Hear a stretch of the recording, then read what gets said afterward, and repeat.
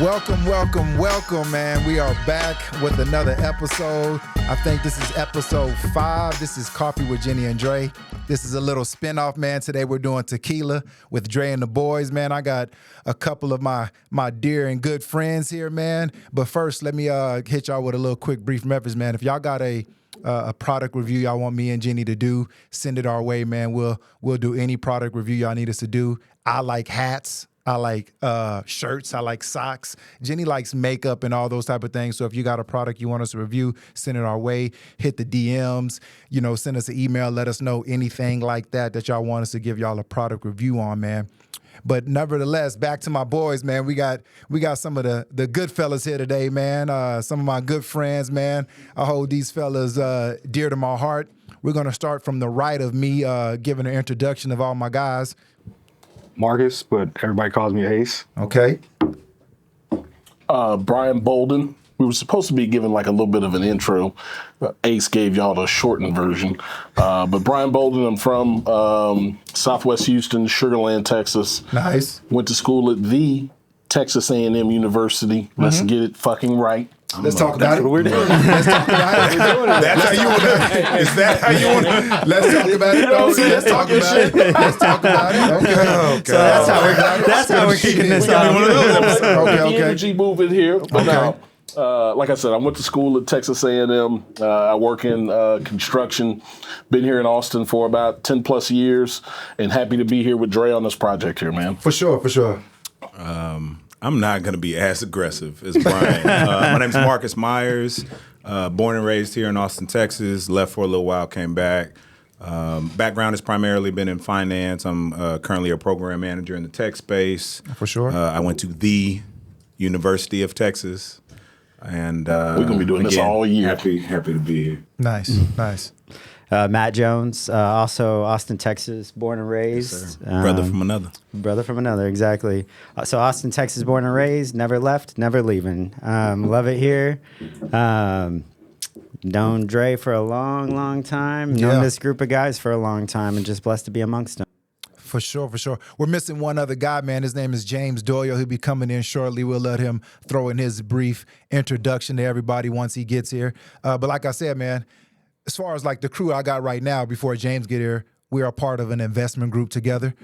We call it Mamba LLC, and we invest in small things around town, man. We're looking to diversify our portfolio and get some other things rolling. So, if you have a dream or anything like that you want us to invest in, because typically investors, we invest in dreams, man, to help people see their dreams come true. So if you got anything that you want to throw our way, we're definitely down to listen and get things rolling. So on this podcast, man, like I said, this is episode 5, man. I just got a bunch of my guys here. We're just going to be, I see y'all see the drinks and everything flowing, but it's going to be more of a deeper podcast. It's not going to really be about a whole bunch of joking around and all that. We might have a few jokes here and there, but we're going to get into some serious conversation because all of us are in a different part of our lives right now, and we're in a different season right now. So like I said, my boy to the right is Ace. He's a single guy of the group, man. He likes to, he's still going out. He's still doing his thing. We got my boy Brian. He already introduced himself, and he's like fresh in a relationship, man. He like, it's all butterflies. It's all bells and whistles right now. Everybody's fucking in love and shit like that. We got my boy JD. He's a former bachelor, married, been married for, I think, about 5 or 6 years. So, he's doing some adjusting, have kids and all those good things like that. We got my boy Marcus. He's the guy that's is dating a beautiful young lady who has a son. So he's going to give y'all that dynamic on how that works of dating a woman with kids. We have my boy Matt right here, man. And don't be discouraged, because he's the only white guy, but he's cool as fuck. He's one of the guys. And so, he's been divorced. So he's going to give you that take on being divorced and being now he's engaged now. So he's going to give you that whole dynamic of like trying to give that marriage and that love another shot, man. So we're just going to be giving everybody that good round aspects on life, man. But first of all, let's start off with a cheers, man. Cheers to you guys, man. Cheers. JD, wish you JD's were here. JD You'll on be his here. way. Honestly, we thought Whiskey on the table for him. we thought Ace was going to be the late one. We already got the whiskey on the table, we man. got Marcus today. We didn't get Ace. Yeah, man. So let's loosen it up a little bit, man. Let's start it off with like, let me know what we're gonna start. You know, each individual round. What's a good love making section, like time wise? Let's go ahead and break the ice. Like, what do you feel like time wise when you're making love with your girl? Like, what that time period? Want me to go first? Because you know, you want to go first? So You might as well. You know, lead us off. yeah, but so what's interesting? Our time frame is not your time frame. No, I want everybody has But their own time frame frame. aside, I mean, we obviously we got our group chat, so Yeah. we be on stuff. But then we've listened to some of your episodes you have with For sure. Jenny. Jenny, we love you. I don't know how you do it, but Yeah, like honestly, I'm just curious, do you were time too yourself? good for Like, him. What are you doing? Are you looking at the watch? It's not. Well, so You it's must be not a doing time like on the Apple Watch watch. performance on your. He's talking about time of the Yeah. day. It's not time. No, it's not a time. He's on talking the about duration. duration. Yeah, Duration. yeah. This is insane to start the conversation. Well, I want to this loose way. everything up. So we're talking about duration. So Fuck it, we here. we're here. So I don't look at my phone or my watch or nothing. But if How do you're you know? so like if you're a person that listens to music, you know 3 of them Tank songs. That's a long damn time. Okay. Like so you can do that, and you know in your head mentally how much time that you're going for. So basically, I'm about 8 to 12 minutes. Okay. Yeah, because you know I'm real, and That's you've been for the longest, Dre. I've known you. 8 to 12 minutes, but let me caveat that. Look at that so, suit. You know, y'all we got JD that just came into the house, man. And we're talking real quick. Let me just get this 8 to 12 minutes for me. And one thing for sure is that me and my wife, we both for the last, I don't want to say, I've already heard this. Every time we have sex, we have orgasm at the same time. Okay. So it's not where it's like, What did I walk in on? well, it's not like she's not getting hers and I'm not getting mine. So we're 8 to 12 minutes because we don't like all that. Like anything over that shit is getting ridiculous for us. I'm not timing nothing, man. I think Okay. it's just what is necessary for us to both walk away. Okay. Please. So what do you feel like time feeling? What do you feel like your time is? Why is this time so important? I just want. I mean, I think he says that because he doesn't have time with all the kids. Yeah. I think that's why. So you have to get in where you I have a fit time. in. Yeah. Bo, you've been kind of quiet over there. So what is your time like? You're in this new fresh relationship, so I know you still got shit to prove. Like, so it's a little different. You're still in the proving Still got stage. shit to prove. You're in the proving stage. Man, I'm over here with time. I am not keeping up with one. Okay. I am keeping a mental score of making sure that everybody got what they needed to get out of that. And then after that, the time is what it is. For sure. You know? Like that chick said on the clip, at the end of the day gonna end. Fact. I think it depends too. Like, is this after a date night? Y'all on vacation? Just a random day? Like, vacation, I think you put it a little bit more varies. work? You might have a little extra. wanna know. Because Come on you now. might have a little extra in your system at that point, right? Like For sure. I'm the not move. I might want to fill out. Show something off. Okay, what about you, JD? You know, we're the only two married guys. Welcome. Well, so actually, I understand the time element, right? Yeah. Because when you get married, sex is about maintenance as opposed to like, I mean, no, it's still recreation. Don't get me wrong, but it's maintenance. So like, you just trying to get it in so that everything stays what it is. For sure. So I mean, I'm a little longer than 8 minutes, than Yeah. 12 minutes, but I mean, but I do keep a watch because usually I got to go to work the next day and I'm trying to get up. So we ain't gonna be there all night. What about you, Matt? I mean, honestly, it's the mood and it's the feeling. Like at the end of the day, you and your partner, that's between the two of you. And sometimes it's down and dirty and quick, and sometimes it's take your time and take as long as it's going to take. For sure, and it for don't sure. matter if you got to go to work the next day. Facts. Tell me this. So I don't have a set like 8 to 12 minutes. No, For sure. like Tell me this: is It's any of just y'all is what it guys is. cheating? Not like sexually wise on your girl, like cheating that way, cheating with honey. Oh no! Oh, Y'all I'm cheating cool with that honey. That ain't. I stopped that. Which suggests he started it. Yeah. I don't even know what that means. Ace can explain it to you. Ace can explain it to you. He's a single guy. Ace, explain what honey is.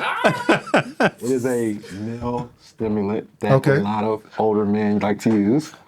Okay. Is it I passed don't around know in about certain- older men, though, Don. Well, you're older than me, so I got. I am the youngest one. He ain't gonna let you I'm lead that just charge. paying let you attention lead on the that page charge, for but, a I was minute. gonna say, though. yeah, some people they use it. It's not my bag, but some people get down like that. I mean, For we sure. know people that use it. We see it. It is what it is. It's some people need it. Some people try it just to see what the hell it's gonna do for them. But sure. I mean, it ain't one of those situations where it's like, hey man, drink your water, work out, Stay hydrated. I'm all for the cheat code myself. I mean, hey. For sure. You need it. I Go say for people got to do what they got to do. If you got It's not about, Or it's what not you about wanna do. necessity, though. It's Yeah. not about necessity. I am like I am a little baffled that I'm like I had no idea. Like all of y'all were like honey, no, and I'm like what is honey? Like you said, we're not gonna put people out there, but Yeah. we've been in like at the cigar shop sometimes, and people had them on them, Yeah. and they was trying to, hey, if you need one, I First got time I them. heard about them was That's in where I the heard cigar it. shop, so Same. I didn't know what they were until then. Yeah, So of same. course you did have to go sample them, and one of the beauties of being in a fresh relationship is not having the to feel the need to prove a point. Let's start there. If you actually want to keep it 100. I say that's when I feel like that's when you have to prove a point. You can prove your points. You can, you're going to do that whole thing. But even in the maintenance and the continuance of like as you get to know somebody, like your sexual experiences shouldn't be about keeping score. Right. If y'all want to have that dialogue, we can have that dialogue. I don't think it's keeping score, but I'm probably a little closer to JD on like I need you to know I was here. Well, Absolutely. yeah, but I want you to think about me you when and I come back. you and I talked about this. It's like when you're dating and you're having relations, however you want to put it, since we're on a Yeah, podcast. Yeah. There's almost a performance element or aspect to being like I don't want to be frowned upon here. Like you're gonna go Right. talk to your exactly. Yeah. But When when you were single, no. Every city you go to, you got to have your little Every couple city? of folks.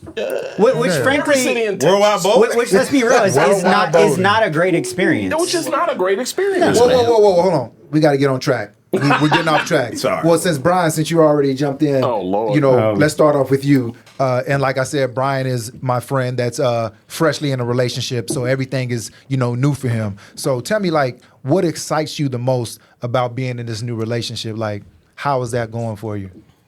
I think the thing that's the most exciting about being in a relationship at this stage of life is being able to be like your authentic self. And that's not like a buzzword answer or anything like that.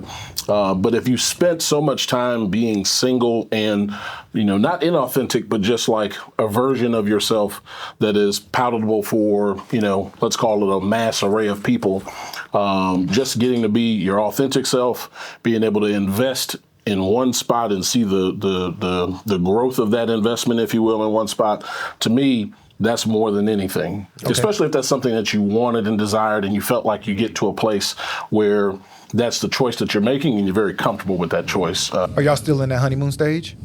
I wouldn't say we're in the honeymoon stage. Okay. Yeah. Has there been any honeymoon. conflict going on? Has there been any conflict? I'm about to say, let's back up. Technically, you're in the honeymoon stage, the first year, 2 years? That's what research says. So, okay, per that, we're in the honeymoon stage. I think the next question you were getting ready to ask with that is there any conflict or things of that nature? If you have two strong-willed people and two people who have done good majority of their lives single, at least on my side, that's my story. There's going to be conflict as you get to know folks, as you get to a point of moving as a unit versus moving as two people, and then also understanding that it is still incumbent on the two of you to maintain your single lives so that you have a more beneficial life for one another. Yeah. You're always going to have some of that, but in my mind, that's all a part of the journey, and as long as you're with somebody that's worth the journey, have at Makes it. sense. Yeah, for sure. JD, question for you, man. So, Well, hold on, you got an intro on. You just got it. well, go ahead, JD. Introduce yourself. Give a Make little sure. background about you, how we know each other, all that good stuff. So While you my get a name is chance to get James that towel off his head Doyle. on. Dre and I have been friends for 35 years, 36 years this year. So we go way back. We've been through everything together. So the highs, the lows, I'm extremely proud of the man that you are. But I live in Houston, Texas now, but married, I have two beautiful children. That's basically it, right? For sure. That's good. So the first question I have for you is, what has been the hardest adjustment for you as far as like coming from a bachelor and now being married? Like, how has that adjustment been for you?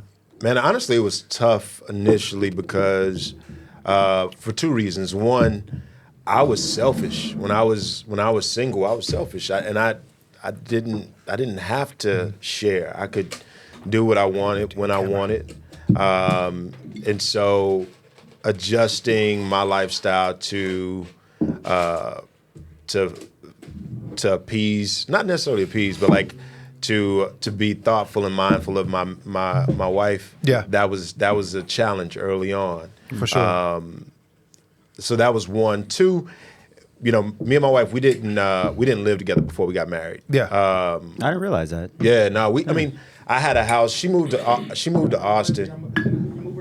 Yeah, but she moved into an apartment though. Oh yeah. So like we got engaged. We got engaged the weekend that she moved here. Right. So and so the next year we lived apart. She had her own apartment. We spent most of our time together, but we didn't live in the same space. Oh, yeah. And man, listen, that's the hardest challenge. And I know, Dre, you're gonna feel me because I'm not as bad as you, but I'm kind of OCD. Dre is the most. Lord, I think we all have some OCD principles. Yeah. Like how we like our own space. Right. Like we all live by ourselves. I mean, I'm the single guy now, but I remember when at one point I was on y'all's path, and by whatever happens, it happens. But like when she first moved into my house, I was like, oh shit, like this is like every day. Yeah. Like nonstop. Like how do you like come on, I pick this stuff up. I clean, okay, Yeah. and then she cook, it's like, okay, I clean after you, whatever. It's like I like my stuff a certain way. You know what, that's your side, that's my side. That's like it's different because you have different personalities and you're like figuring out, because like the hardest part about that was for me, when she moved in, she was off per her job, so she was just waiting around like, what are you doing? I'm at work. And, you like, I ain't ever lived with anybody ever. And so it's like, I get it. And it's a different aspect, especially when you live with somebody you Do never you lived feel with like you're before. still adjusting? Yeah, I mean, I don't think you ever stop adjusting because I mean, and also the thing that I think about is that my wife is not the same woman that I married. She's changed 7 years ago or 8 years ago. She's a mother now. But I'm not the same You're not guy the that same she person married. either. Yeah, you're a father so, now. The adjustment is that as we continue to evolve as people, like making sure that you're still in love with that person, right? For sure. Yeah. So that has been the biggest adjustment, but it's fun though too. It's getting to know the evolution of my wife, and, sure. and you know what I'm saying, falling in love with her again Over and over. is cool too. So. And the funny story is, like he said, we've been knowing each other 35 years. I've never met any woman he's ever dated except Crystal. Never met any woman. Like, I've met girls that he's talked to before, but like serious relationship. And you has my only best been- friend, one of my best friends. So what does Crystal was that the tell- first girl that I've ever Yeah. met that he was like, this is my girl, like put a claim on it type of deal. That's So dope. that's I definitely saw the growth. Honestly, in him I and feel all like that in good this stuff. group, that's like the test if she's going to be able to hang around or not. sure. Introduce her And to you know what? Dre. And honestly, when I knew that she was it, when I knew that she was the one, we went out to dinner one night at some restaurant on West 6th Street. And it was me, you, Jenny, my wife, and it might have been somebody else. It was after an event. I can't remember what it was. But like after we was just chilling, you know what I'm saying, Yeah. talking like we usually do. And then afterwards, you had made the comment to me like, well, buddy, I think you done or something like that. Yeah. Like, I mean, like, because your friends know too, yeah, though. Like when time they to hang it up. They know. And so I was like, Yeah. okay, yeah, that confirmed it for me that okay, this is For sure. Yeah. Marcus, man, let's jump to you, sir. man. Come on. You're like I said, you're in a different part of your life right now. You're dating a woman right now who has a child, and I know how the difficulties of that can be dating a woman with kids. Sure. Can you expound on like how's that adjusting to dating someone with kids? It's interesting because you end up. It's already a lot. Bowden was talking about this earlier, right? Yeah. Like when two people are coming together, and he mentioned strong will, but I think it's period, right? Like you got two people coming together that have however many years of history, however many years of their own personal growth, their own personal traumas, their baggage, right? Like whatever you want to frame it as, trying to come together to figure it out. Yeah. And so then when you're introducing the child into the equation, and in my instance, when that child's not yours, you're also getting to know the child, right? For sure. So there's I'm sure the two of you can speak to it as fathers, but like you're observant, I imagine, when your kids are around people and how they, kids are intuitive. Kids don't really have a filter. Yeah. And so they're going to kind of let y'all know how they feel, right? And so I think you have this level of awareness about that as you're getting to know someone. And it's almost like you're dating a kid too. And I mean, you could, and I guess it probably varies depending on, the child's age. Yeah. I've never really dated women that have older children. They've probably been, under their teenage years. Yeah. How old but is the they're, child, if you want me to he's ask? 10. 10? He's 10. So aware enough. You know how these kids Yeah. are these days. They're smart. They listen in on everything, Yeah. right? So you're striking a balance of you're trying to get to know the woman. And I've always kind of wanted to make sure that I feel like what myself and the woman have first is pretty solid, and you feel like it's worth investing. Because I like kids. I got 4 nieces. I'm a godfather a couple times over, and I'm Uncle Marcus to a bunch of my friends' kids, right? So I want to make sure what I have with the woman first is solid. And then obviously that's a significant part of their life. And in most instances in those situations, they've had to be single mothers to whatever degree for a period of time. So then you're also dealing with a level of independence that they've had to, embrace. For sure. Just out of necessity almost. Yeah. And so then you got, 2 people trying to figure that out with, a child that necessarily didn't ask to be part of that equation. So, I think you got to be intentional about it. It's easy to look at movies and stuff, but you can't just run in there and start, trying to lay down the law or whatever. There's a growth period. And so you're trying to get to know your partner and her child simultaneously, and you want to build that organically. My girl's son, fortunately, we get to kind of connect a lot through sports. He loves baseball, and so it's real easy for him to be like, hey, can we go out in the back and throw? And I'm like, yeah, sure, why not? So it's you try to find the connective tissue and the things that you relate on, almost in a way that, a lot of us kind of got to know one another over the years, but you're just doing it, at a different level. For sure. I think that's dope, man. That's a real good answer. Matt, man, moving Yes, on sir. to my boy Matt, man, I got a question for you. So you've been married before and divorced. Yep. When did you know that you wanted to try this marriage thing, this love thing again? Because being divorced, and then shit, do I want to go through all that again? And then now you are engaged again to a beautiful young lady, Hannah, who I love so much. How is that? What made you feel like you wanted to give marriage another try? Whew, it's a big question. We're here. I can tag team with you if you need to. I'm part of that crew. We're here, boss. Let's No, get it. no, Go ahead. I'm here for it. As a sprint, I didn't think he was going to do it again, but I want to hear from this guy. Yeah, I mean, What are you saying? my thing is this, I don't know, I'm wearing a shirt that says, no one cares, work harder, so I recognize the irony of the statement I'm about to make. So, when I went through divorce, generally speaking, I think most of us at this table, we work our asses off, we're highly driven, and our ability to accomplish basically anything that we want through hard work is probably bar none greater than most of the human beings I know on this planet, which is part of why I'm sitting here with you, because of how each of you uniquely looks at life. And I have never worked harder at something in my life to have it fail. Mm-hmm. So there was an aspect of walking away from it where it kind of messes with you a little bit. I worked so hard at something, and for one of the first times in my life, it didn't work. And what does that mean? What do I actually want? And so, I guess my PSA announcement is therapy all day long. You got to do the work, and you got to spend the time to truly understand who you are, what trauma you have, what baggage you're bringing to the table, and do the work around that and confront it, and figure out what your boundaries are versus what your walls are. And so that took a lot of work to get to a place where I could say, hey, I want to give this a shot again. Yeah. I would be willing to get married again. Mm-hmm. And then, as you can imagine, it takes even more work to get to a place where you're like, this is the person that I want to marry again. So dating, dating was an interesting thing for me because I spent so much, like part of my baggage and part of my trauma was doing a lot of the things that I thought I was supposed to do, and then running away from those things was the opposite aspect of that trauma.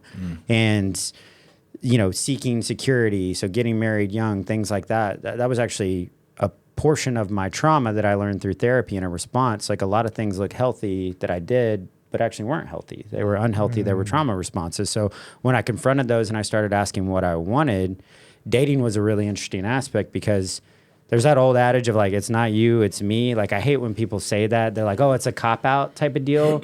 But the reality is like one of the hardest things to do in dating was to get to a place where I could say like, hey, I really enjoyed spending time with you. You were very nice. This is not for me.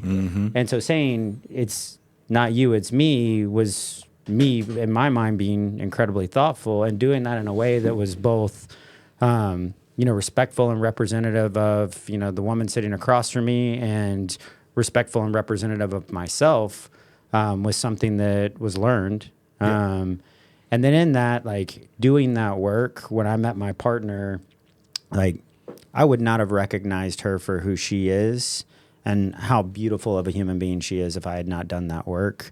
And getting to know her and getting to grow with her and build this life with her, like it became clear. I mean, we've been together a little over 3 years. It became clear that this is my person and this is who I'm supposed to spend the rest of my life with and get to grow old with, and not do it because of past trauma of, well, I'm running away from something or I'm running towards something because of trauma, but doing it because I'm now choosing it. Yeah, that's dope, man. That's dope. Yeah, man. Can I like that? Can I ask a follow-up question? Yeah. Because this is a very interesting topic. Because I mean, I think me and Dre, you've had this conversation, and my answer now is a little different because of my situation. But do you think that your situation, like making the decision to remarry, would it have been more? It would have been more difficult had children been involved. Oh, absolutely. Yeah. So like what resonated with me when Marcus was talking is I was the kid. Like my father adopted me. My mother was 15 when she had me, and I was the kid. So hearing the way that he talks about how he shows up for that child, like I know from my heart that he's doing it in the right way because that was me. Yeah. So someone choosing you has held a lot of weight for me throughout my life. So I got to give him mad props for recognizing like, hey, you want to go out and throw the ball? Let's go out and throw the ball. Because even though he's 10, that impact that will have on him and how he shows up in future relationships and that child, like how he shows up in future relationships in life, you have no idea how immense of an impact you're making on another human being's life right now. But I think maybe you do. Yeah, and I think I do. And the reason I would say I do is the reason I approach it from that standpoint, and I was married and divorced as well. I was married early, fresh out of college, first in my friend group that did so. And it was a lot of, I think in hindsight, it was because, you know, it seemed like it was the next thing to do. Everybody in my family was married. My parents are still married to this day. The only reason that both sets of my grandparents, you know, one of them passed away, but they were married till they passed away. Excuse me. So kind of to your point, right, like my ex and I didn't have children. But a big piece of, I think, why I approach it that way, and then even to why I was open to it, is how I was brought up by my dad. I can count on one hand the number of football games or sporting events that my father missed. Right? Me too. And I played in college, right? Like y'all know. So I'm talking, I can literally think of 3 times where the only reason he and my mom missed a game is because I told them to miss it because my brother had a high school game, right? So I think for me, the impact that I know, knowing like he was just always there and around and available, and what that did all the way to the point where like even in a crowd of 100,000 people, I could still hear his voice before a game started.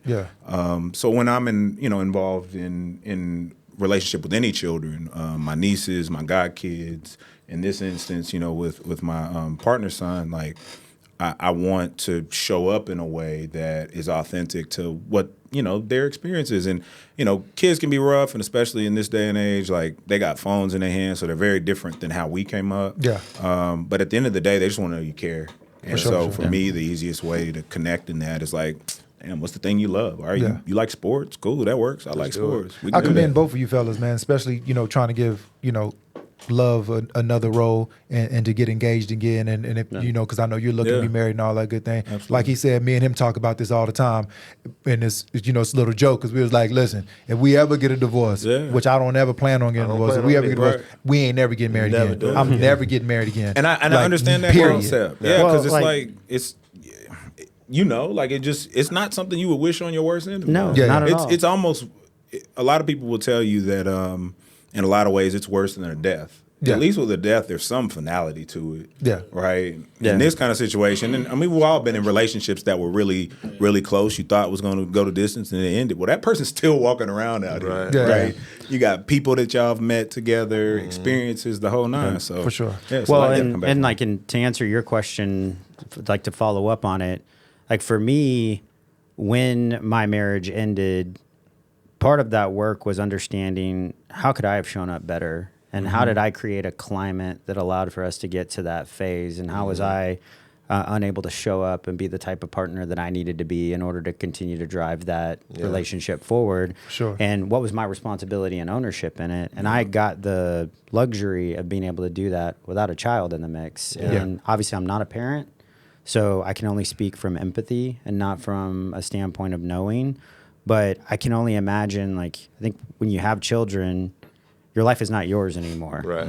Every decision that you make is about them and impacting them. At least the people that I see who I admire as fathers and mothers in life, they make those decisions for their children first and foremost.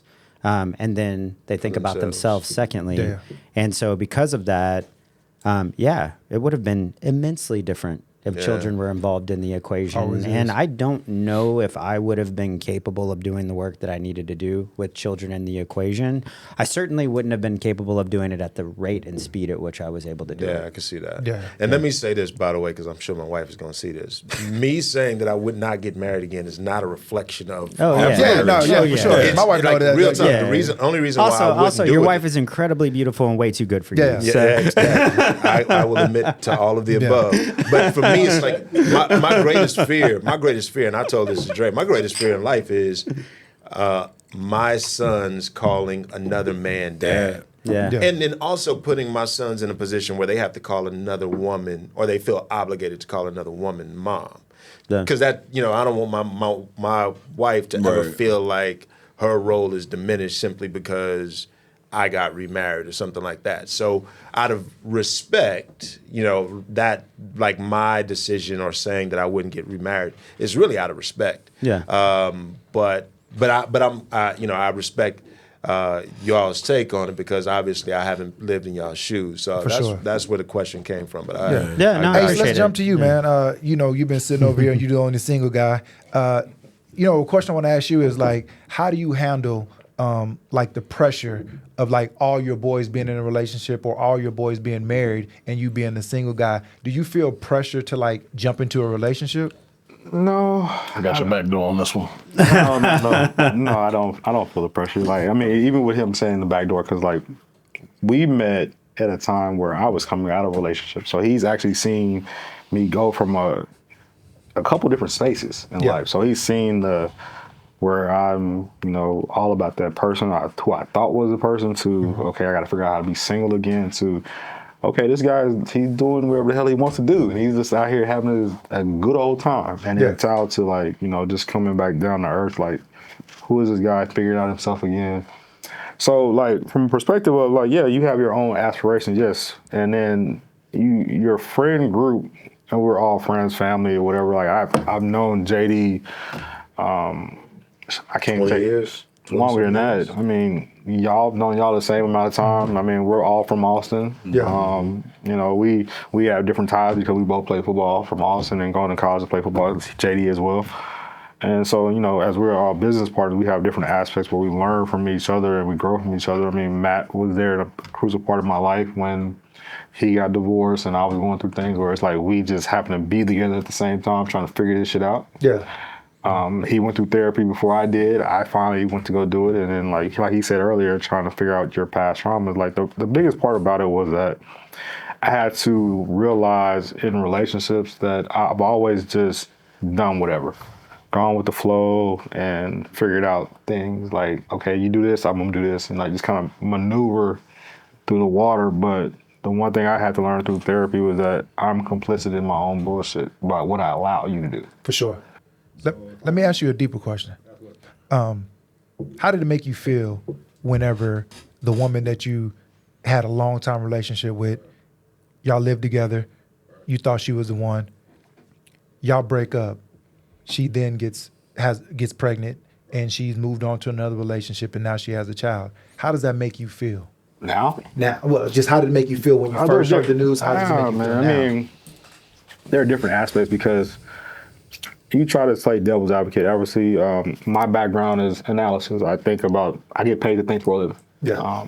You think about different scenarios as far as where you could have been, what you could have done, and you always lay things out on the table as far as what could happen, the good, the bad, and the ugly. Mm-hmm. So you're prepared for it. Now, do you want to feel it? That's two different things. And I've always known in the back of my head that could happen. That's a possibility because, when we moved out, we moved apart. Yeah. We moved different cities, whatnot, and I've always been under the impression. I mean, you guys, I love y'all to death. Y'all know who my family is, and then some of the times when you do things, you have to be responsible for the things that could come back your way. Yeah. And so you can't be mad when you're doing shit and shit happens to you. Yeah. And so that aspect has allowed me to be in a space where I can feel like, you know what, you're all right with it. But I mean, so you made peace with it, basically. I made peace with it. So it wasn't like that shit hurt for a little while though. Yeah, sure. Yeah, man. I mean, like I said, man. I mean, I was thinking. You're a human. We're all human. I mean, people explain stuff to you differently. In that case, it was one of those things where I'm happy for her. Yeah. That's always one of the things I always say. Like, if I can't do it, I want you to be happy. Yeah. Like, I don't want to be in a space where, fuck you, be petty and all that shit. I don't care about that stuff. Like, that stuff doesn't bother me. And that goes back to his comment earlier. Right. Like, when that relationship ends, you mourn a death. Except that person didn't die. Yeah, because I mean, they're still walking around to haunt your ass. Right. Because there's always something that you can pick up and you be like, God damn, I didn't want to see this shit today. Yeah. And then with social media, you're like, I'm just scrolling on your face the whole time. Yeah, it's always you're scrolling. Like, I remember, it's interesting because I remember when I found out she was pregnant. I didn't even find out she was pregnant. You know who told me? My fucking boys told me. Like, hey, gotta tell you something. Fuck y'all want to tell me. Yeah. It's interesting because it's like the good and the bad of like social media and the environment that we're in today, which is that it forces you to have to confront the reality that you knew could be true, but sort of lived over here. But suddenly you have to confront it and you have to figure out how to navigate it and do the work around it. But you're like, fuck, I don't want to see this shit right now. Like, it's like, I got a question for Brian. I got a question for you. So, and JD can piggyback on this, man. I know, your girl lives in Houston, and you live in Austin right now. I know those conversations are going to come up, like, who's moving where? Are you moving to Austin? Is she moving to Houston? Like, I mean, wherever he's going to move where. But let me preface that with, like, JD, he was living in Austin.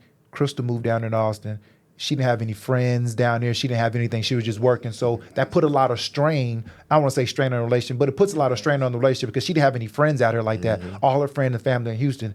JD took the role, and the man in the relationship was like, look, I can move to Houston for you can be by your family and leave my family behind. I can move to Houston. I can get my job. I can do anything there so you can be more happy and you can be more. Is that the same type of conversations that y'all are having in that relationship? And also, then JD, you piggyback on that. Have the recent weather patterns changed any of your thoughts around this answer? Because I know y'all had those conversations. He's from Houston. Yeah, he's from Houston, but I'm saying he's been in Austin for a while. Right. His job is here. He's a VP in Austin. Right. No, we've already had all those discussions, and it'll be a little bit of both.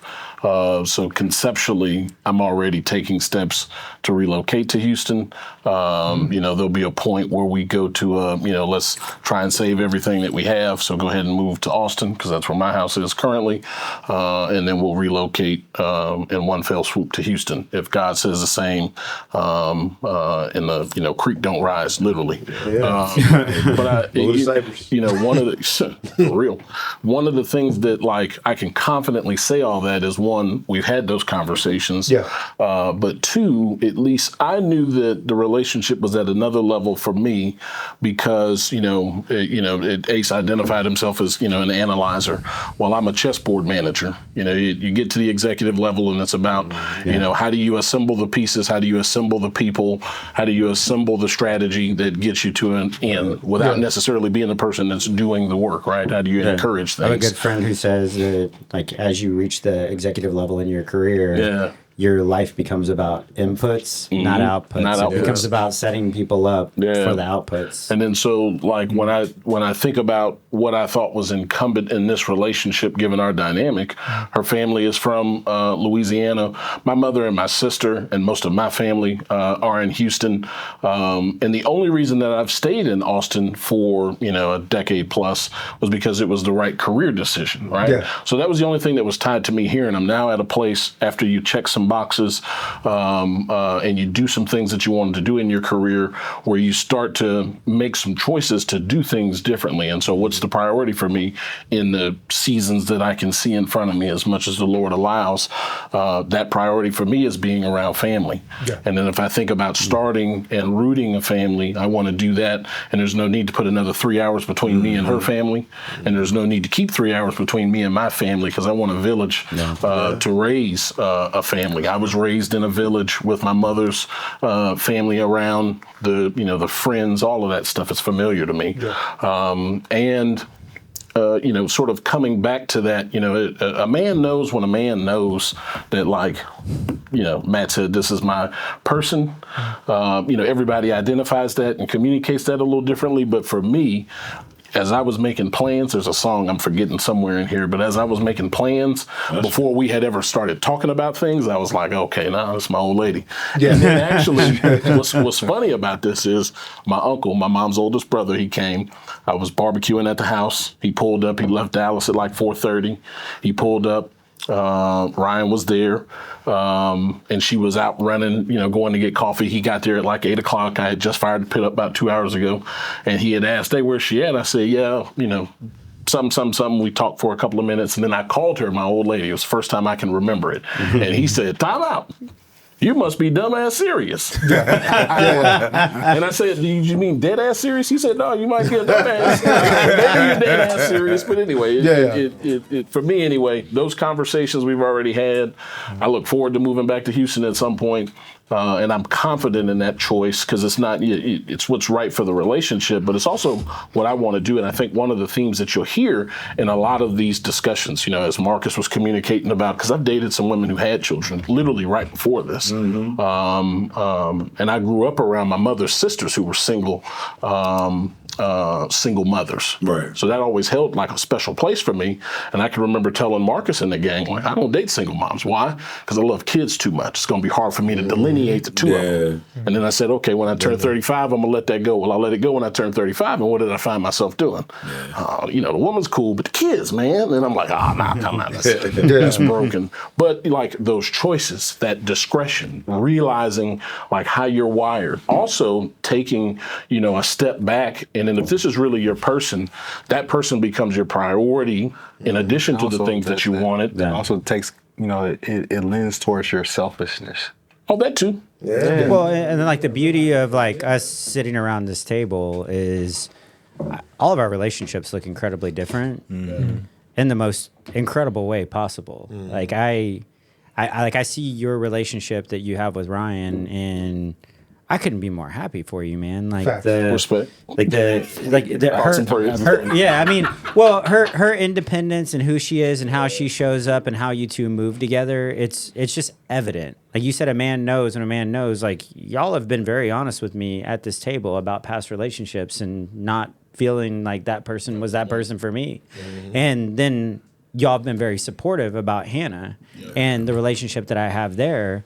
I've only ever known Dre with Jenny, and I don't know how he figured that out. Like, she's incredible. Like, we all like, like all of us. We pray for Jenny daily. That's my person. Like, I mean, like, let's just say this. Like, I mean, this guy here, you know, I always tell him, like, Don't throw too much out there. What are you trying to do here? I've been with this guy right hand to the man since like 2018, like every day. He's seen me and my ups and downs, my failures, but I've also seen what he's looking for. So for the simple fact that, like, you know, being the analyzer, like, look, man, I don't question his ability, what he can find. Yeah. And I never say anything. I always leave him alone. Like, you're gonna make your mistakes because I see it. I can see your outcomes happening. Like, he with the chessboard trying to move pieces. I can see the outcome. Like, look, dude, this. But I don't tell him that because I'm like, look, how you feeling? And he's so like. But Brian's but this is the first time I've methodical always in been in his a place where approach. I'm like, hey, I think this is good for you. Well, and That's the first time I've ever said it. Well, and he's so methodical in his approach to life and to his career.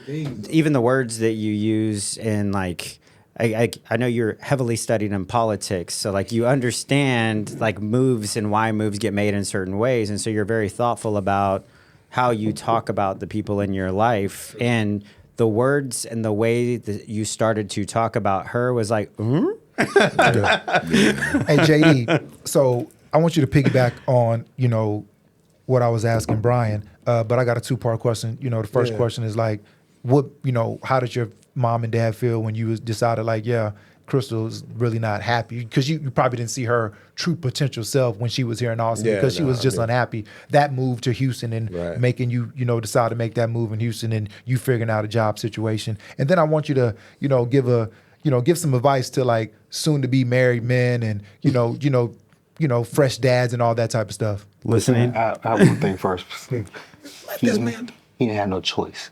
No, I had a choice. No, I had always a choice. We always have a choice. We always have a choice. But I'll say this though. I mean,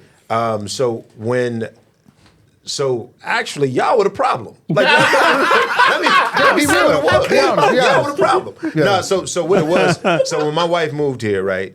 When she moved to Austin, we were engaged, and like Dre said, she didn't have any friends. She had her coworkers, but I mean, she was. It ain't the same as no, back it's not home. the same, right? Yeah. Like so there was not that natural connection there. And so every time at that point, you got to remember, this is back at Hero and Legacy days. Like where, R.I.P. yeah, we went to undergrad together. So this is Hero and Legacy days where I literally saw y'all every day. Yeah. So to go from that to her moving here, she came to the cigar shop like 3 times. Yeah. And I realized, okay, this is not your scene. Yeah. So anytime that I hung out with y'all, Taking time away.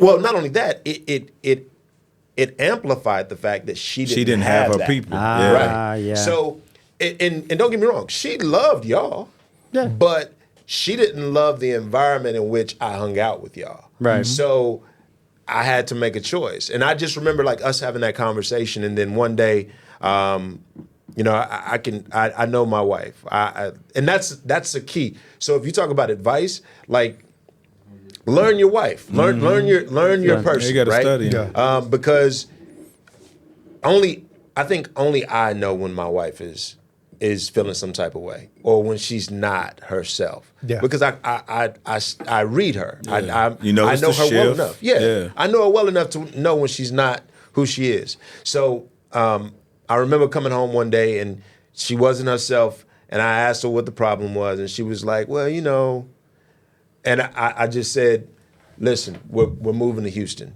You have 6 months to find a house in Houston. And she was like, and we had a plan. We had a game plan. We were going to move to Houston. Our timeline was, I think we said 5 years. Yeah. We made it 2. I remember you talked about it. Yeah. That was always in the cards. Yeah. So Yeah.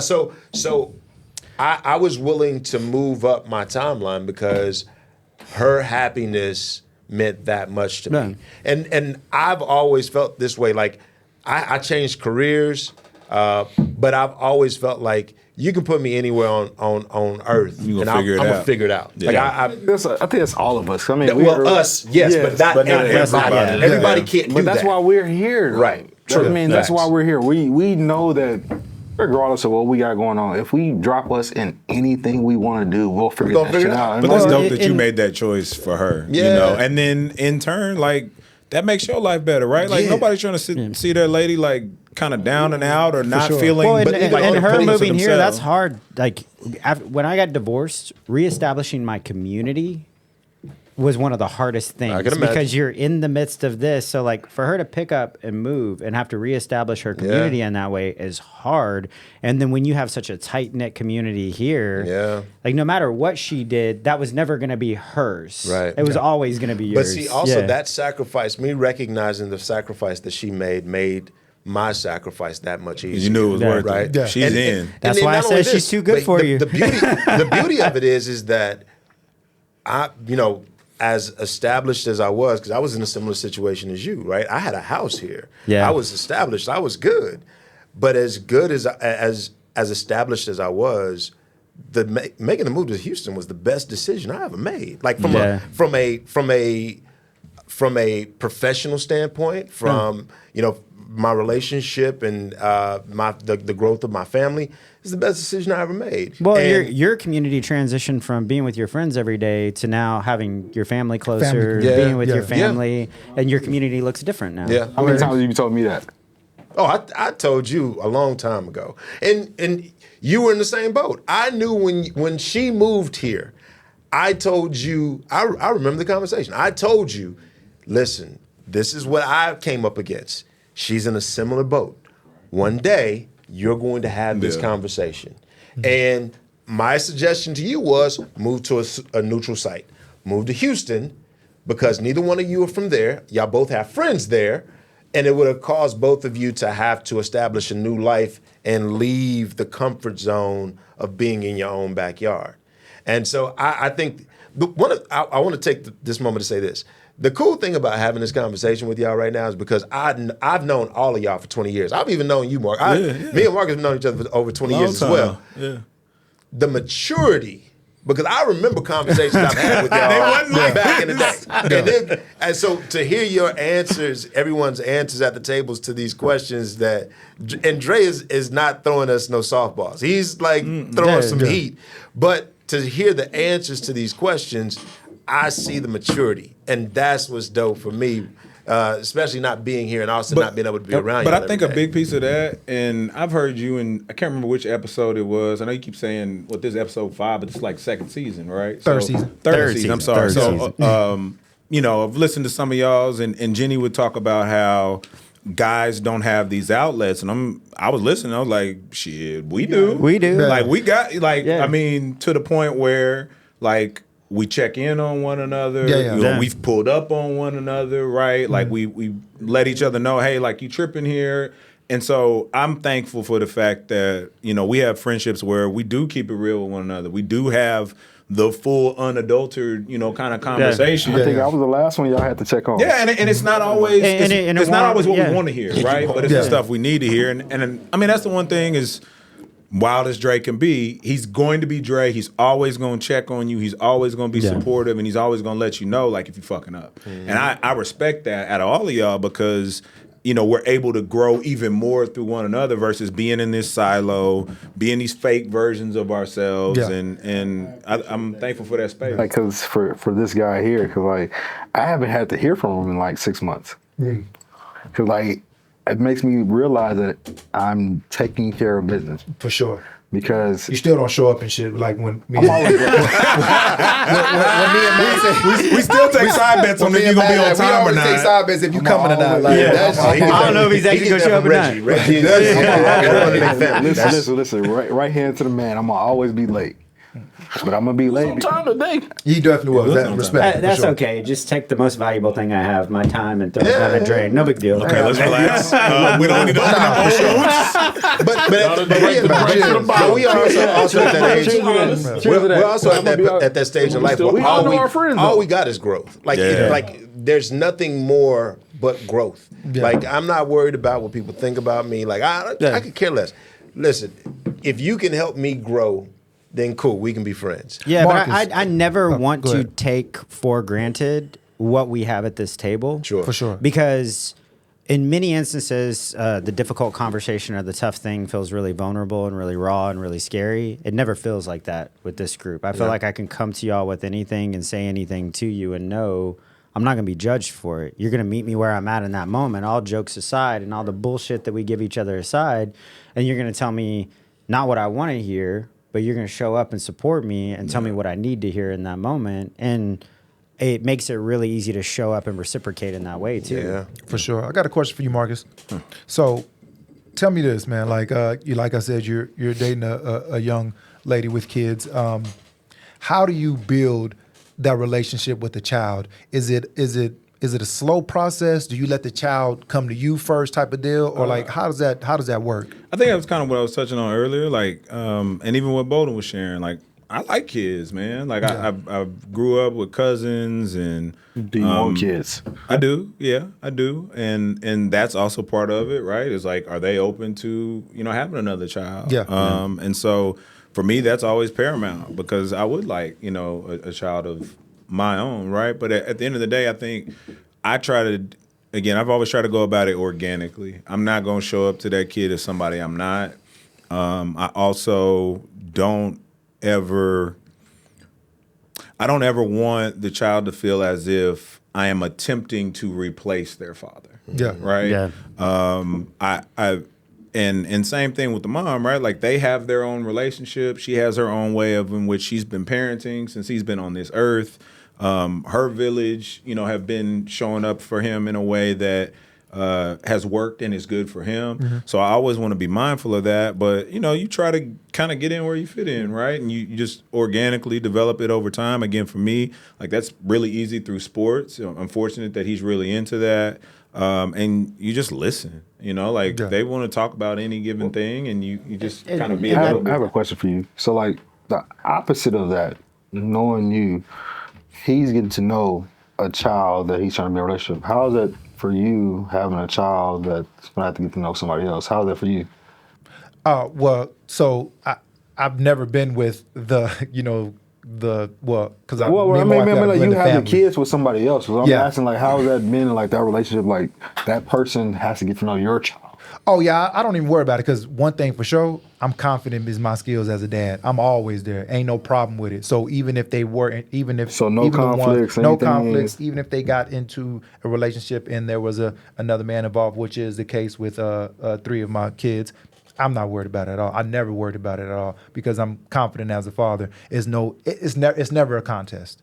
Like it's never a contest. He can definitely run his household how he runs it, but I'm always dad and I'm always father and I'm always confident in that. So I think the biggest thing is you do everything you can. In my experience, where I've seen people go left is when you forget that it's really about the kid. Yeah. Like I know that sounds cliche, but like that's what it comes down. They didn't ask to be here. They didn't ask to be in the situation that they're in. I always ask him this all the time. Like he always says the biggest thing is like it's not my personal relationship with my wife is first.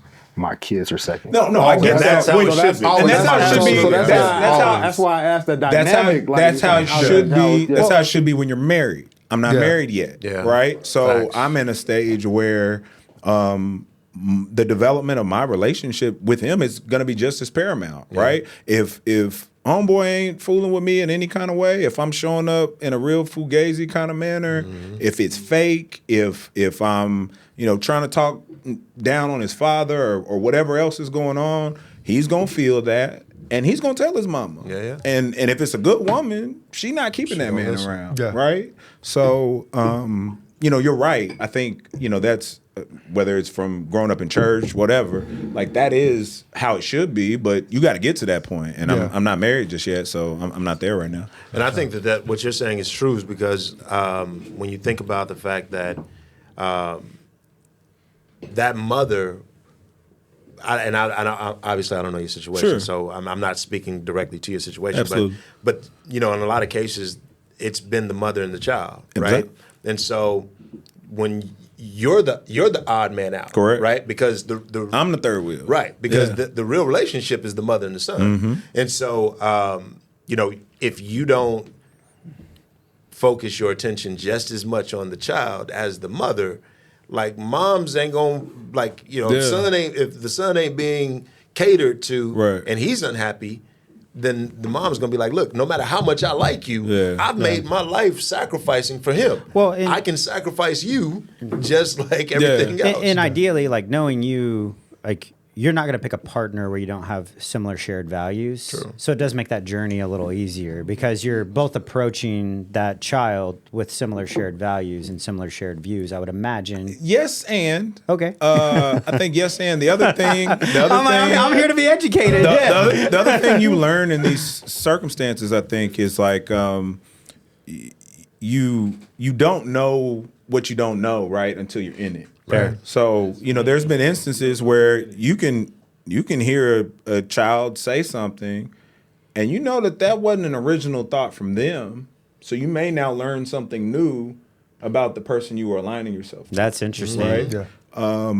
Or what has been the influences in that person's life, in that child's life now, right? Yeah. And so it's just like, we talk about racism and stuff, right? Like kids don't just come out the womb talking that, like they get that from somewhere. Right. Yeah. So then that can become something that you learn that you didn't know, because if it was just the two of y'all, maybe that would have never really come to light at a period of time. So it's interesting. And it's a delicate balance, because to JD's point, it's like I have to be mindful of, all right, y'all already have this world. I'm coming into it. Right. So if y'all got certain routines and things that are built in, I have to acknowledge that, be mindful of it, decide, is that something I'm going to opt into? Yeah. And if so, then how do I do that in a way that's somewhat seamless? Like sometimes it's on you as the man, or if it's a woman that's in a similar situation, to be like, yo, it probably makes sense for this to be y'all's time, because they still need that, right? Until they're comfortable enough and that kind of thing. So it's very intricate. Well, It and just I would kinda depends on the imagine like situation. all of this is you thinking about them and their experience and what that looks like. There's still an element of you Right. trying to You still in navigate it how too. you represent Yeah. yourself and what Not your only that, experience is. but also at the end of the day, you're not married. So like there's you still have your needs and your wants. Sure. You know what I'm saying? So that's a Ooh, very but he's dating a woman with a child. That is accelerated PSA. much faster. No, seriously, PSA, if you're going to date women with children, realize how delicate that is, be super intentional about that, and then also have that, sort of discreet conversation with yourself about what you're capable and what your capacities allow you to do. If you listen to everything that Marcus said, it at any given stage, what are we going to do on Thursday? There's a litany of things that need to be checked off. Is there something that the child was already doing Thursday? One, two, who's going to care for the child? And see that, you always hear Dre talking about Yeah. their built-in date night, right? They got a built-in babysitter, right? So you got to be mindful of all of those things, and it's a lot of moving parts, man. And I've not always gotten it right? And so I've learned a lot. But also the other thing I think we've all touched on too is I would have never. I didn't have the number of 35, right? Yeah. But if I'm in a perfect world, I don't think any of us ever really thought of, as you're coming up, like you're gonna raise someone else's child or have a hand in that. Yeah. And I think the older I got, I realized, okay, the likelihood of that happening is increasing. For sure. And I'm at a different stage in life. I've done all the stuff you mature I want enough to handle it. Yeah, Now. I've done everything I wanted to do as a How does it single feel person. when you get to a point where, and I'm asking you this because I've thought about these things too. So how does it feel when you get to a certain point where it's like, okay, my likelihood of doing this is not there, and I changed my goal. I changed the goal. I never changed the goal. The goal for me has always been marriage. Even after my divorce, it was early enough. I still had a vision for it. I've bumped my head along the way, and like it's not been as clear. But the goal for me has always been marriage and always been family. For sure. So yeah. Goal got never a last changed. question for you because we're running over my time That's here. all right. So Just, you got it. I wanted Pay to for ask some you this more. question. So, you've been we need break. you're the one person out of the crew that don't want kids. Yeah.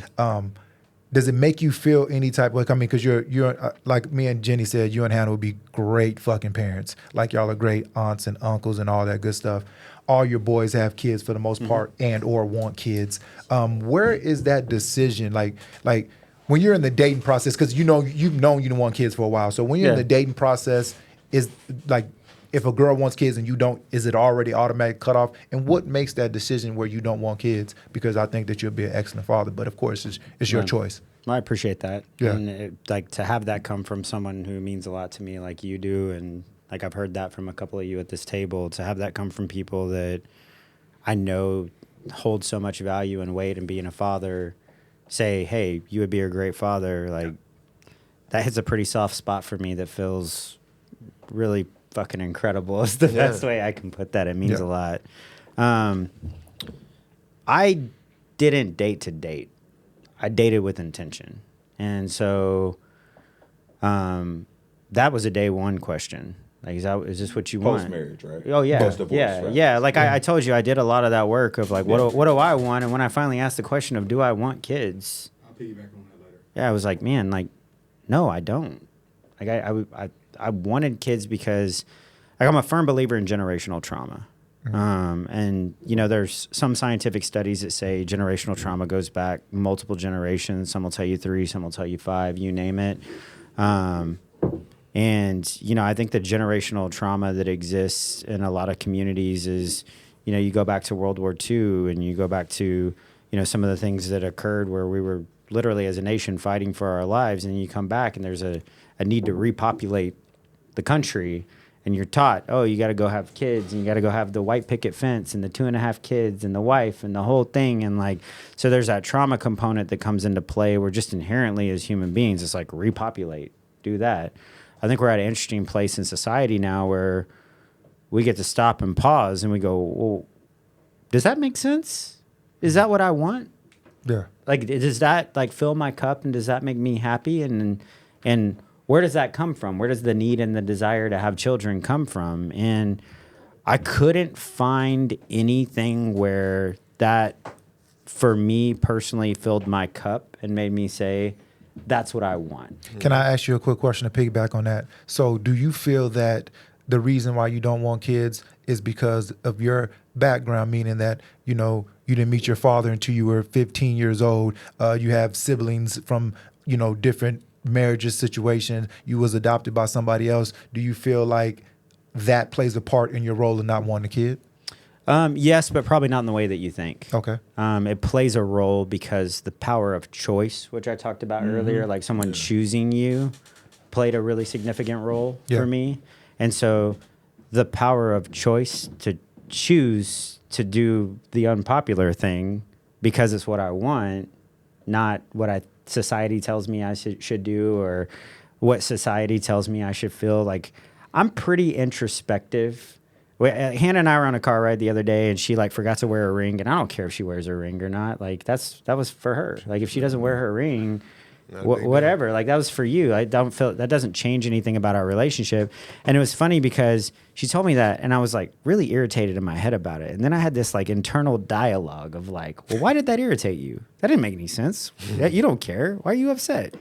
Oh, you just been having a bad day. And like, if you open up your mouth, you're going to take it out on her. And I turned to her, I was like, oh, no big deal. Also, can I tell you about the internal dialogue I just had? And The work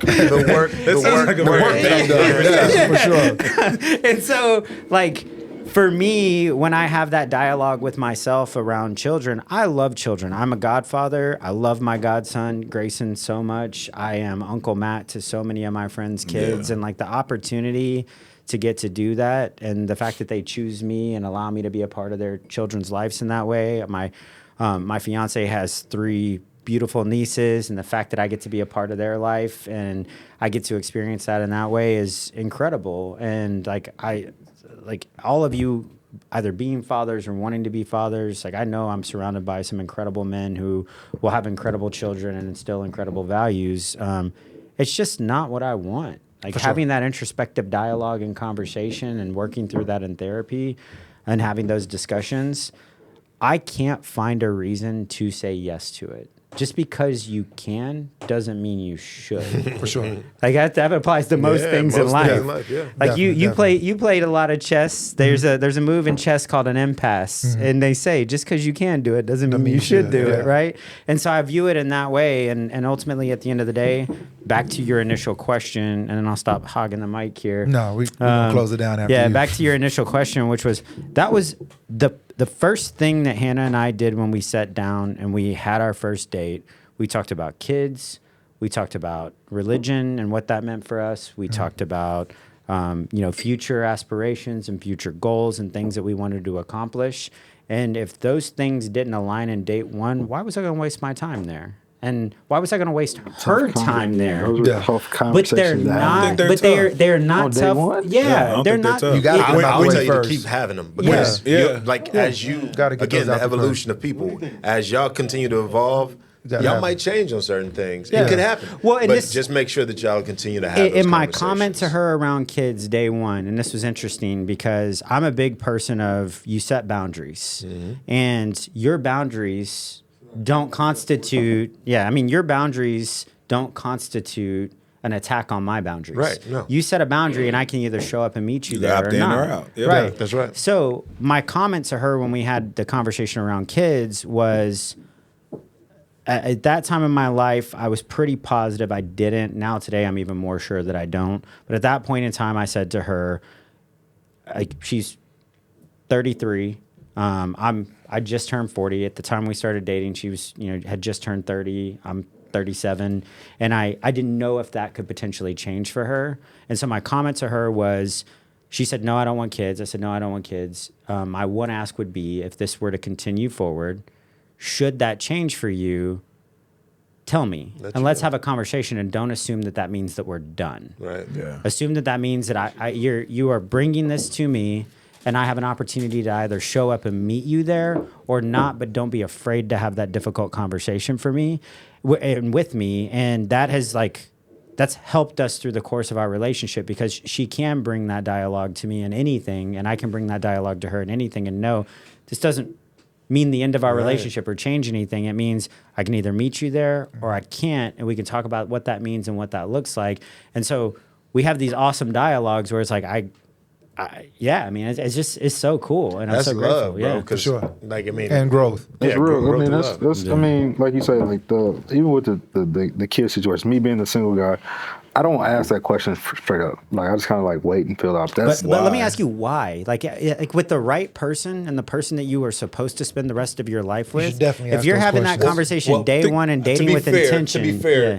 you're in a different spot Right. than he is, because you came out of your Yeah. last situation with a very clear understanding, and you did the work with a very clear understanding of what your boundaries were. Facts. Yeah. Ace is still single. So like he's never. I mean, yeah, he's been in serious relationships, but he's never been married. So I think that does add a different context. Yeah. Whereas, like, I give him grace there, because I'm like, I remember when I was single, I get it. I would have played the slow game. Like, Yeah. But I think while we're talking about, I I can think concede while we that. challenge you on the tough question part, though, is once you're clear on like where you're at and what you want in that next phase of your life, if you're not having those I think conversations, it's you're been doing yourself easier. a disservice. I think it's been easier now after I've done the work. Yeah. Prior to that, I mean, y'all seen me. We're talking post that relationship to now. Y'all seen the fuckery I've been on.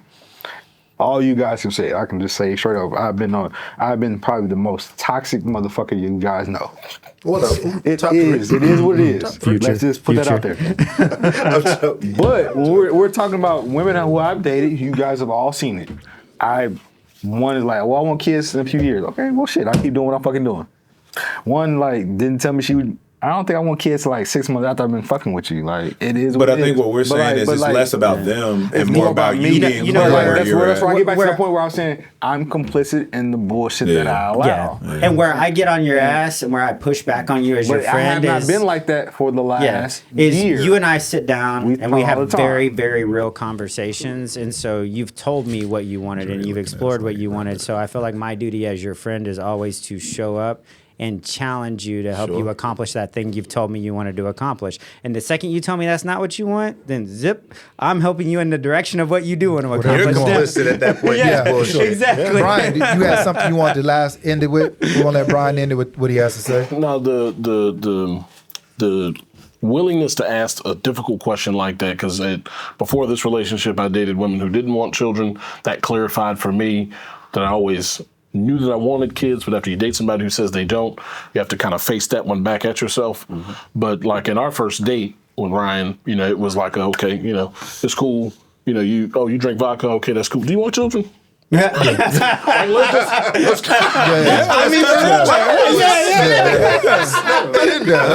Let's just get right to it. Facts. And what I think it does, I'm being funny about it, but I was being intentional about that, right? Right. And so it establishes this modicum of how our relationship functions. We talk about the difficult things. The difficult things are not that difficult, and they may not be pleasant, but we're willing to talk to them, right? Realize that your actions do so much in terms of how you navigate your relationships, establish the precedents that become your relationships. Yeah. You can choose how those things function, and then if you have, the right intent, you meet the right person, you can just see how those things blossom out. But I would encourage that as you decide to get serious with people, it will be a clarifying moment that the things that are authentically what you want, your willingness to lead with that, is what a woman wants to follow. And if they don't want to get in with that motion, guess what? And lastly, I know you got to close it, but it's not just about kids, right? Like, it's any number of things with your wife. Like, who's gonna move? Like, if you were staunching, like, I'm not leaving Austin, well, then that would have been a difficult situation for y'all, right? And any number of things, and we've probably all been through that. I think us as who we are, we have the ability to say, we can adjust to what they want. Well, and this is where it goes back to. And we will, though. We all have done it, though. We'll adjust to, like, right, but to what degree? And you know what I'm saying? Like, But we can just we'll close this off. Let us know in the comments. Wrap this up, but I mean, the number of hours we spend in a cigar shop, we could do this. a topic that we can have off camera. But let me say this, though, for all the listeners out there that and you have a male group of friends, I think y'all definitely should have some mature conversations just about life in general, man. The men groups and the chats are all fun and games when you're talking about football and basketball and bullshit about politics and all that type of stuff. But when you have a real sit down, candid conversation about like where we are in our stages in our lives, I think that really helps each other out. I can help this person out, he can help that person out, and we can all just put our minds and brains together to be able to do that. It's not always about fun and games because, this life thing is serious, man. So I just like to thank all our listeners out there, man. Like I said, this is Coffee with Jenni and Dre. We just did a spinoff and made this Tequila with Dre and the boys, man. I appreciate all the listeners, everybody that tuned in. You can find us on Instagram, TikTok. You can find us on all streaming platforms. We are there. Quick side note, if you got any reviews y'all want us to do on any products that y'all have, just send them to us, DM us, do all that, and let me cut into a quick commercial break. This commercial break is brought to you by Open Door Parking, the best valet company in town. They do garages, they do hotels, they do parking lots, they do special events. It is the premier valet company around Austin, Texas. We're venturing out to Houston, Dallas, San Antonio. Whatever your needs are, those boys got you. Open Door Parking. Got a jingle now. And this is Coffee with Jenni and Dre, and we are out, boys and girls. Like, comment, and subscribe. That boy got a jingle now.